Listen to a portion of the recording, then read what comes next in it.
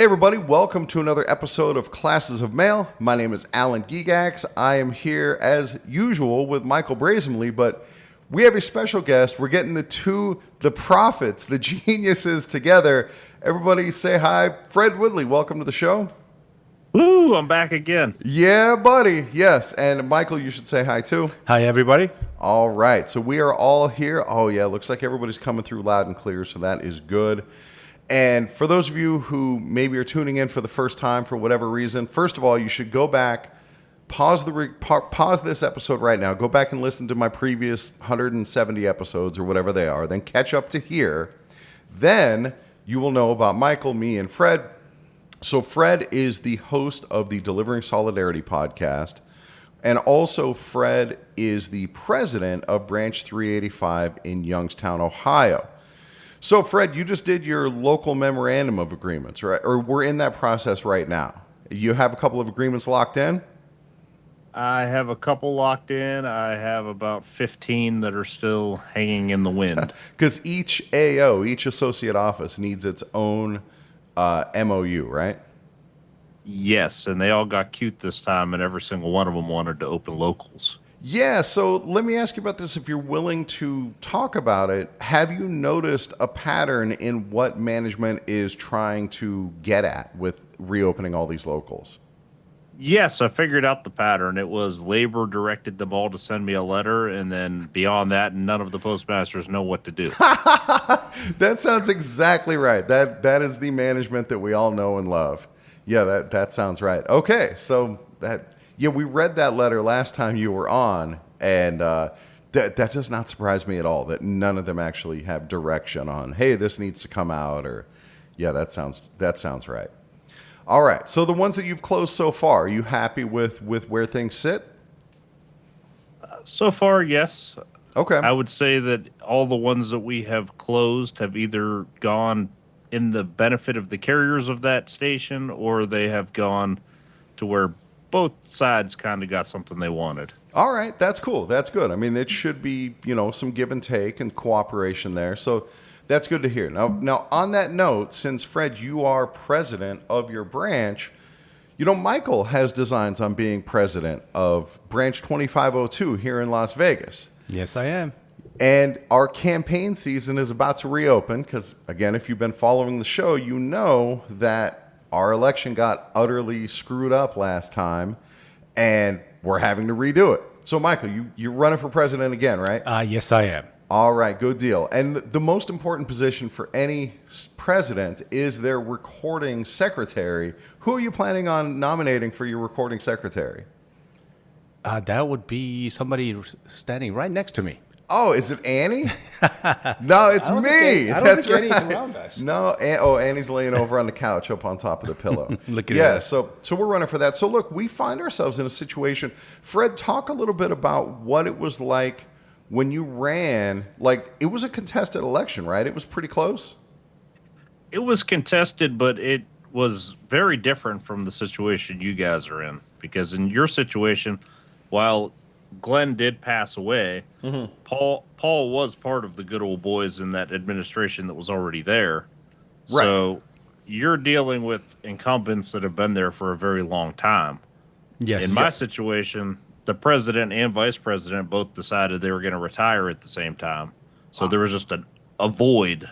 Okay, gotcha. Well, we should be so lucky. Maybe that'll happen for this rerun, but somehow I doubt it. Yeah, and the guy who I'm running against has been an incumbent for, 30 years, Michael? No. I think it's because he was. He's been a branch officer for that long. He's been he was our branch president also. Right, many years ago. Mm-hmm. Okay, so Fred, you came in to this power vacuum, and then you had opposition, obviously. I did have opposition, and it was a very, very close election. Our branch has roughly 800 members, counting the retirees. All right. And I won by 4 votes. Oh, my God. Wow. That is really tight. So that means that you come into a branch that is essentially evenly split, that it is divided with you on one side and the person you beat on the other side. And were there hard feelings about that? There were hard feelings on the other side. Yeah, right. Yeah, you didn't feel No, you don't say. All right, so we're going to wind up, assuming that Michael wins, that we continue this winning streak that we're on, that if Michael comes in, there's going to be hard feelings on the other side for this as well. How do you go about healing that division and trying to bring your branch back together? Well, what I did was when the people that were on the other side of that election, anytime they would approach me and they wanted to be involved with the branch again, I would give them the opportunities that they were seeking. Yeah, Because, funny that. You Go know, ahead. you separate when it's time for a branch election. That's just the natural course of things. But after the election, you have to come back together and be a branch again. Right. Yep, that's exactly right. And this whole mentality of retaliation, of, oh, anybody who stands up, wants to run for their own position, they're out after I get elected. To me, that's bullshit, frankly. That is not productive for the branch, and you have to think about what's best for the members. Yeah, well, our current president is retaliatory, and Yeah. even if he wins, he will boycott us. Yeah. Well, as we've seen, he won a year ago, in the first run of this election, and you're still not a steward. I'm not a steward. And yeah, this is obviously retaliation. So Fred, you bring these people in, and now how is that going? How are these people who were once your political opponents, how are they doing? Well, now we're just union brothers, and they're stewards. I'm the president. We're working together for the membership. That's perfect. That's exactly what it's supposed to be. So you install them as stewards. Yes. Wow. And I Funny, also isn't that installed, something? Yeah. Wow, that's not something that our president will do. No, certainly not. Okay, go on, Fred. I literally have given them every position that they've asked for that's been open in the union, because I'm not about gatekeeping. I'm not trying to keep anybody out. Yeah, we got divided during election time, but it doesn't benefit any of our members if we stay divided. We have to come back together and represent the carriers. Yes. See, this is why I like Fred. Yeah, Fred, you are exactly right about that. And Michael, in our platform, we'll have to do a platform again for this rerun of the election. Yes. But you can be sure that on our platform, that no retaliation will be part of the platform. That goes in a little bit of a different wording on that. Okay. Because also, so people surrounding me, I want that I can trust. Yeah, that sure. They're not going to backstab me. So there is some of that too. Okay. Yeah, I mean, I get that. Fred, do you run into that? Well, you have. I mean, it's not like your administration has been conflict free. You've had people who, because of, like, you've had to remove stewards, right? I have had to do that. I try to only do that when I see no other option, because I'm all about, I'll train and retrain people over and over again and do everything I can to help them be successful. Right. We want as many hands as possible helping the branch, and removing people obviously prohibits them at that point from helping the branch. Now, the downside is, because everybody approaches it the way Michael just said, where you go, I want to surround myself with people that aren't going to backstab me. Right. Well, everybody has a different perception of what backstabbing is. Yeah. And a lot of times you'll get people, I ran with the whole slate of people, a whole ticket almost. We left a couple positions open because you always have those people that are like, I don't want to be on a ticket, but they're the right person for the job. So I didn't pick anybody to run against them. Well, as you go about it and you're doing the union business and things happen as they tend to do, you'll end up with different people that they get different political goals than you. So they decide they're going to do something completely out of left field, and you as the president might not necessarily agree with it, but you have to sit there and reflect on it and think about how you're going to react or not react to whatever that person just did. Yeah. Michael, you picking up what he's laying down? Exactly. When I say that, I want to pick the people that are not going to backstab me. There's actually very few. Okay, even the people that's going against me, they're just scared of our current president, and so they're only doing what they're doing because they're scared. But they're good people too. Yeah. Okay, and so I'm not gonna, do anything against them. Right. So it's just the fear mongering that this president is doing, I think once he's gone, I think is definitely going to change a lot of these people's minds and how to run our branch. And I think our branch will be better because of that. Right. If anything, right now, people are afraid to speak up. And when you become president, they no longer have to be afraid to speak up. Exactly. Dissenting voices will be welcome. They'll be heard. And they'll be incorporated into what we're trying to do. It's not like we're the only ones with good ideas. People who are on the other side have good ideas too. Right now, they're just afraid to speak up. Well, I need people around me, if I'm doing anything wrong, to tell me that I'm doing anything wrong and not say anything.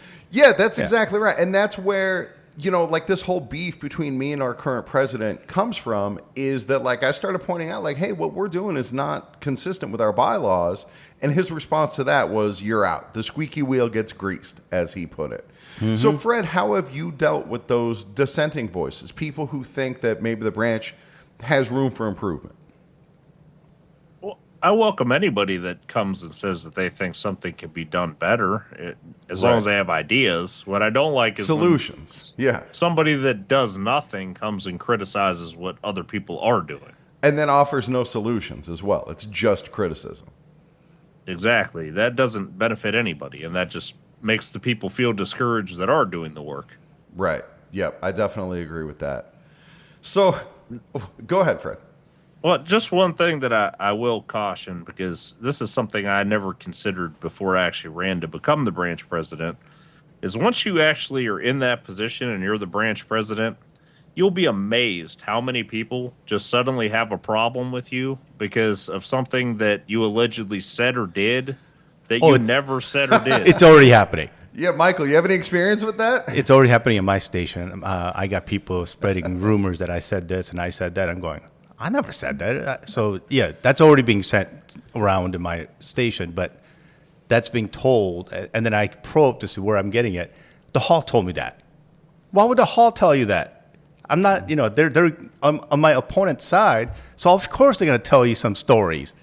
You guys got to be smarter than that. I tried to tell them that. You got to be smarter. Right. No. Some people are believing the crap that's coming out of their mouth. Yeah, I hear you. All right, so let's. What I really want to talk about, what I find most fascinating, and why I wanted to get you guys together, is because you both seem to have this prophetic ability to be able to tell like what our branch officers are going to do or what's going to happen, and it is amazing to me. And guys, is it just that I don't see it because I have these rose-tinted glasses on? I mean, is our branch acting obvious? Go ahead. Yeah, I think you do have rose-tinted glasses. Yeah, I think so too. Yeah, Fred, would you agree with that? Is there a standard playbook that our branch is playing from, and I just refuse to see it? No, Alan, you're such a honorable guy. Right. You're such a good guy that you don't see the bad in people. Right. I assume that other people are going to behave honorably exactly, as well. Honorably as well. Fred, what's your take on that? I go the other direction with that, and I say that you only look at it with such optimism because you've essentially been blackballed from having the experiences with the NALC to know how these things go. Yeah, that's fair.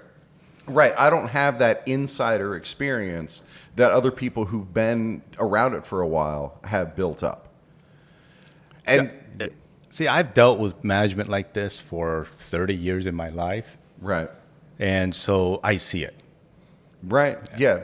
What about you, Fred? Is that as well? Like, you've told me enough times, Fred, that this comes from your own experience in dealing with these people, dealing with this situation, seeing a bunch of different branches, and it's kind of a standard playbook, right?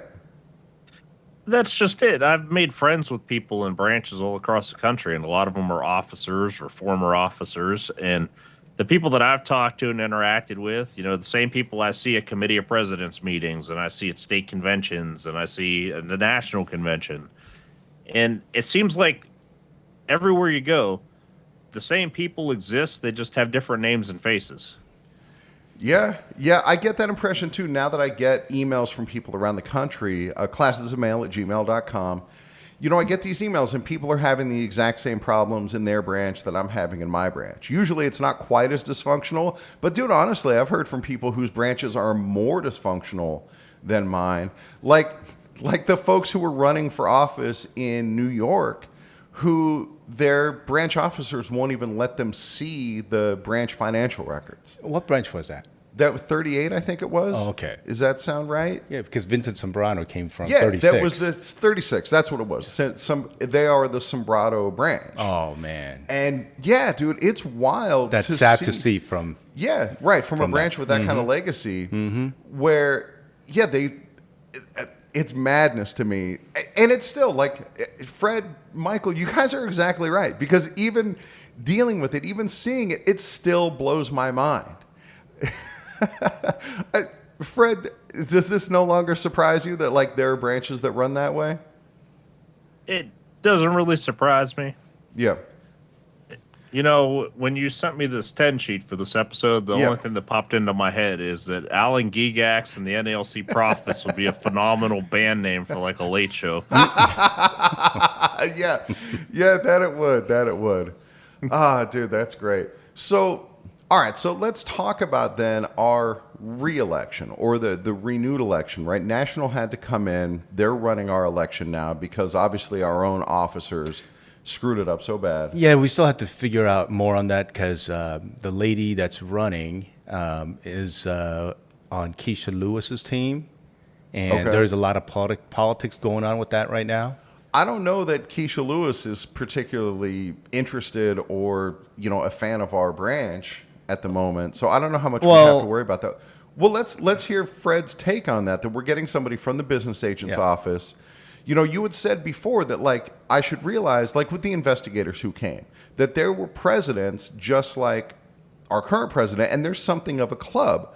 How much do we have to think about that going into this election, into this re-election that's being run by National? I still remember that day you called me, Alan. You're like, they got these outside presidents coming in now. They're going to be investigating, and I'm like, Alan. I'm like, those presidents. They're all friends with Paul. They're going to come in there. They're going to act like they're doing their thing. And ultimately, nothing's going to be worthy of redoing. They did absolutely nothing. Yeah, Fred was right. I mean, they put together like a 120-page investigation. And they literally came up to the podium and said, we want to stay neutral, so we're not going to say anything bad about anybody. Even though we have all these charges against your president, but we're not going to say anything. Well, and I don't know if you've taken the time to consider this either, but the fact that they've waited almost a year now to redo your election, right? They're giving Paul a solid time to be the president and be the incumbent, so it's even more difficult to beat him in an election. Yes. Yeah, that is absolutely true. People are now used to him being president. Mm-hmm. Yeah, that makes it tough. Well, right? Go ahead, Michael. I take that back a little bit because even though people are getting more used to him being the president, but people are also finding out how much of a jackass he is. And so I'm getting more supporters because these people cannot deal with him. Right, they're dissatisfied. Even so, obviously nobody who we're talking to, the people I'm about to mention, there's no way they're going to go on record with this, but people within his own administration are telling us and telling our supporters how dissatisfied they are with the way he's running the branch. And you see it at the meetings, where again and again at these meetings, you have the people who put the mail in the box are voting one way, and the people on the executive board are voting the other way. And they're literally at odds with the carriers they're supposed to be representing. And I hope that that's being noticed by the branch at large. And that's great that you're getting the active carriers supporting you, but what are you guys doing in the interim to reach to the retirees?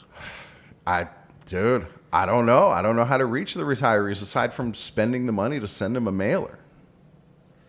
Because that's your biggest hurdle right there. Because now the retirees see Paul as the president. Right. And you saw when it came time for charges, you walked into the nursing home. Right. Yes, exactly. we did. As you predicted. You saw the numbers that they can produce when it comes time to protect him from charges. So just imagine the numbers they can produce in a ballot. Right, because it goes directly to their house. And, I've thought about that as a potential bylaw change. I know a lot of branches do at the station voting, and it makes it easier for carriers to vote, and it means that retirees would actually have to come down to the station to cast a ballot. There's something about that appeals to me. How do you do it at your branch, Fred? It's funny you should ask because we actually just proposed a bylaw to change it slightly. Uh-huh. We do in-person voting at the place where we have our branch meetings. Okay. And last election, the one that I won, was the first time that we knew anything about absentee ballots and offered them. Right. Yeah, because nobody bothers to crack open that election book. Yes. Okay. And so this time we put something in the actual bylaws about being able to request absentee ballots and making it more well known for people to get ballots if they can't come vote in person. Right on. Oh, at our branch, somebody came to ask for a ballot, and they were refused by our branch. Yeah, that did happen. Right, they wanted an absentee ballot. I mean, it's kind of, there's not a real functional difference between a mail-in ballot and an absentee ballot, except that maybe you'd get it sent somewhere different or the timing might be different. But yeah, anytime you want a ballot, it shouldn't be refused, that's for sure. The only difference is you actually have to ask for an absentee ballot, Right. whereas the Yeah. mail-in ones go to everybody automatically. Right. And that was a big part of our problem in the last election. We also had retirees who got multiple ballots, right, Michael? Yes. Yeah, good times. I can't imagine who they voted for. So, what do you advise to us? Like, how do we reach the retirees? How do we spread the word among retirees? Getting involved with the actual newsletter, which I know you told me before you just got the Nevada state one. Yeah. You don't have an actual branch newsletter. Correct. But Okay. you said your bylaws call for a branch newsletter, right? They do. Yep. I would advise you, honestly, if you want to reach the retirees, step up and become the editor for your branch newsletter and get it out there because the retirees read that stuff that comes to them hard copy. Yeah, it's a good point. Right. Or I keep, you're not the only person to say I need to submit articles to the state newsletter to get my name out there, get our positions known, and things like that. Yeah, that's a good call. We also advertised in our state newsletter, and that was pretty cost effective. It was only a couple $100, right, Michael? I think Like it was $200 or something. Yeah, it was like $200 or $300. Yeah. Yeah. So that's not a bad idea. Get our platform in there. Maybe do more than one issue. Which I have a little bit issue with that is that when we advertise, it actually said Right. it political ad. Yeah, of course. Everybody's ad doesn't have anything that says anything on it. I'm not sure I don't think I saw anybody else's ads in our. Yeah, well, there's other ads, just like Okay. our health benefit officer. Oh, yeah. Is advertising to help out retirees and charges them like $100 a person. All right, I don't know anything about and that. nothing is on there that says it's an ad. Huh. Yeah. All right. Again, we're talking a bunch of other crap. Yeah, talking shop. We got Fred here. Let's pick Fred's brain and let's use Fred. So, all right. So we've got these local issues. We're still fighting against the incumbent, and we hope that there's dissatisfaction with the incumbents, and we want to, of course, build on that and show that we have a different path. So let's make use of Fred's prophetic ability and honestly Michael's prophetic ability.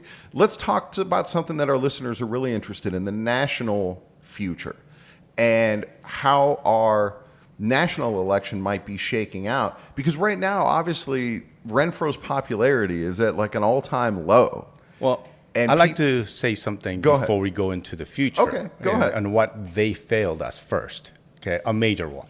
Okay. Okay, our national officers? you Our mean? national has failed us Okay. for a long time because we've had any air conditioning in our vehicles that they could have passed years ago. Because how long have we had air conditioning in our vehicles? How long have we not had it, you mean? Yeah, Or how long like have we had indefinite? air conditioning? Since what, the 80s? Oh, you mean like normal Like, vehicles? How right, often- standard. Yeah, Standard right. AC in all It's vehicles. been standard probably since the 80s, yeah. right? Yep. And since then, we've had vehicles that come to the Postal Service with air conditioning. And the postmaster of whatever city decided, oh, you know what, we can't have air conditioning in the vehicles. Fred- We need to take him out. Fred, do you remember that when the Ford Windstars came and they actually took the air conditioning out of them? Yes, I remember management actually saying that they wanted to remove the air conditioning because they didn't want the carriers to be comfortable. They wanted them to get out and deliver the mail. Yes. Yeah, Yes. just like we have now with managers actually turning off the AC in the stations to get carriers Did out. you hear anything, our union do anything about that? I Fred? didn't hear anything about that. Well, I could tell you that a few years back, I got them to completely replace the air conditioning system in my post office, and it was like $1 million because it's a historical building. Wow. Dude. Right. Oh my God. It never even, well, because So- I'm not a steward right now, I can't take that tack, but I have done that at my station. I have tried to file grievances over like the lighting in the parking lot and over stuff like that. Or management turn the air conditioning off until 10 Right. o'clock in the morning. Yeah, well, they haven't done that, not on purpose, dude. My station, No, it's done on purpose. Yeah. well, at my station, it really is just in that much disrepair that our air conditioning breaks, like, every month or so. And they say the switch to turn the air conditioning is in some another city. Fred, go ahead. Just want to remind you, you don't have to be a steward to fill out a 1767. Yeah, and Yes. I have done that. That is absolutely true. Yeah, and that is an issue, and it gets attention. But in our case, dude, legit, because I talked to our building manager, our custodian, it really is broken and falling apart and held together with duct tape and baling wire. They need to put in a work order then, and then facilities will eventually Oh, yeah. approve it. Yeah, we have work orders that have now gone to like regional headquarters, and dude, it's a mess that I don't even want to get into, except to say that Rob, our custodian, is the best. And that dude, he goes, whatever level it needs to go to and just keep going up the chain and up the chain. But this is what I'm talking about. Okay. Why didn't our national put something to protect our letter carriers on buildings, Right. vehicles, and things like that? I don't Right. remember hearing them trying to protect it. All they care about is having some rules and then go through arbitration or the same thing over and over again, but nothing on safety of the carriers. Dude, it's a great point because, like, in the JCAM, you'll see that, there's a working group that's going to address, like, heat for the carriers. Great. What does that accomplish? What have we gotten out of that? Nothing has been accomplished. Okay, the only way I know that it got accomplished is when carriers started to die off, and then Congress got involved and they started questioning the postal service. Is only when they start to change. Yeah. When we are dying. All right. So, a fair complaint. Obviously, yesterday it was 111 and I was out there delivering the mail with no air conditioning in my LLV, and that's for the birds. And again, here this is where I'm supporting James Henry. Okay. He used to be at RAA, and I used to talk to him a lot as a steward. He did everything in his power, always trying to protect the carriers. Yeah. That's Always. good. That's what we want. Okay, and that is the reason why I know he would be good for our national president. All right. So, look, we got Fred here, and you and I keep talking Oh, I'm because that's sorry. what we I'm sorry. always do.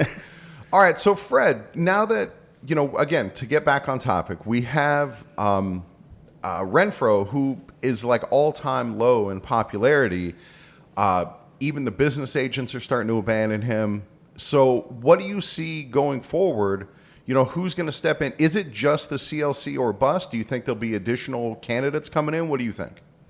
Oh, there's definitely additional candidates. We already know, in addition to the CLC, we know Mike Cariff's planning on running for president. Absolutely, yep. So it's not going to just be one party or the other, for Right. lack of a better term. Yeah, and like in your own branch where there was this vacuum that was left by your previous president finally stepping down, it's kind of that way in national. At least this is my perspective, that Renfro's brand is so damaged that there may be room for an additional establishment candidate as well. I wouldn't be surprised if we see that. I think Michael and I are both of the same mindset that somebody else from the past might be throwing their name back in the ring. Yeah, Maybe. Michael's nodding his head over here. Yep, Michael, do you want to say who you think is going to come in for the establishment? You don't have to put it out there because if they haven't thought of that yet, you don't want them to get the idea. That's Yeah. true. We don't want Yeah. to do the establishment any favors. All right, that's fair. Yep. All right, so I think I've covered mainly what I want to talk about. Go Well, ahead. we need change. Yeah, obviously we need Yeah. change. Yeah, we need change at the national You, level. you see that too, right, Fred? We need change. Oh, we definitely do. The only thing that I haven't figured out completely yet is if Renfro would be humble enough to let somebody else run as the national brand candidate, or if he's so much of a narcissist that he still believes he can win. Oh, he's a narcissist. Yeah, I agree with that too. Yeah, because you look at, I heard through the grapevine recently that even Barner got duties stripped from him. And my presumption about why that happened is because he started putting feelers out for him to run as president in the next election, and Renfro got upset. That's my presumption. So what? Brian wants to run all of our NLC by himself Well, because he already took stuff out of James Henry. yeah, yes, he does want to run it by himself, or have like office assistants, his own people that he appoints to do it. Arguably, the most important thing our national officers do is negotiate our national agreement, and he did that as a one-man show. Right, and we saw the result. Yep. Yeah, that was terrible. Yep. So this Saw is and felt the result. so Right. this is a theory that I've thought of it myself. Is that management is looking to make all the office time on 1 hour, right? That's going around nationwide Or less. or less, and then now they're going to go and do 6-day counts in the fall. Okay. So since all of our office time is an hour, Right. and then our new contract says, oh, by the way, you don't get that, you lose 13 minutes. So does that mean that now they're going to go around and say our office time is 47 minutes? It's already happening. That is absolutely happening. That they're saying 45 minutes in the office now. Yep. And so that is the reason why that if everybody complies to what management wants that hour, they're going to look for 45 minutes. Of course. Fred, are you Okay. seeing that as a branch president? Are you seeing that from managers in your branch area? I have seen when the tier reap was going on, pretty much the understanding became you got an hour of office time no matter what, whether you were above, below it, you were getting credited for 1 hour. You're being evaluated on the street with the scanner data. Right. And for anybody that hasn't figured it out, the way you protect your route in the event of a route inspection is you show as little office time as possible and really long on the street. Right. Because they'll just cut back your office time if it's over standard. Yeah, they keep showing ways to get rid of office time, but they can't make street time disappear. Right. Yep. I agree with that completely. You want to make your route your full 7.5, however long you can make it on the street. Absolutely. Because they can't take that time away from you. Well, except in Las Vegas, I feel like it needs to be opposite. Because obviously we want longer to work in the office Yeah, is because longer in the building, in the air-conditioned building. Right. And I think a fighting NALC would push for us to be able to do more work in the office because the conditions are better. So if you can No, you case still any... go to the street. Take all those heat breaks in the casinos. Yeah, that is dude, I put that on my 3996. I don't know if you do. Well, you're 8 hours. Yeah, but Michael. see, the casinos are only run by a few routes, not the whole city. Oh, dude, I've got actually my route. I'm not actually close to a casino, unless you I'm count not even Dottie's, close to a which I casino. don't count Dottie's. So yeah, but anyway, on my 3996, I will put extra brakes needed due to excessive heat, and management doesn't push back at that. At least at my station. I mean, I got a 7-Eleven that's close to my route. Yeah, you can go there. And Domino's. And Domino's actually allows me to sit in there for lunch. Dude, that was the nice thing when I was down at the strip post office is I was really convenient to like Spearmint Rhino, Cheetahs, Deja Vu. Those are all strip clubs, by the way. Yeah, go in there and take my heat breaks. Still come out sweating though. I only had one time in my time being a steward when somebody got heckled for taking breaks when it was hot outside. And the resulting grievance I had from it, the settlement was very clear that management will give no carrier any grief about having to take additional breaks due to heat. Nice. That's good union leadership right there. Absolutely. All right. I think we pretty much covered what we want to cover. Michael, anything else you want to get in while we have Fred here? Otherwise, I'm going to wrap it up. No. All right, cool. Well, Fred, thank you very much for coming on. Stay put on the Zoom. I'm going to wrap up the recording. And guys, thanks for listening. We got the two masterminds together, Michael and Fred, and you hear a little bit about the future of the NALC. So thank you guys for listening. For Fred Woodley of Delivering Solidarity, for Michael Brasaemle, my name is Alan Gigax, and I will catch you all next time.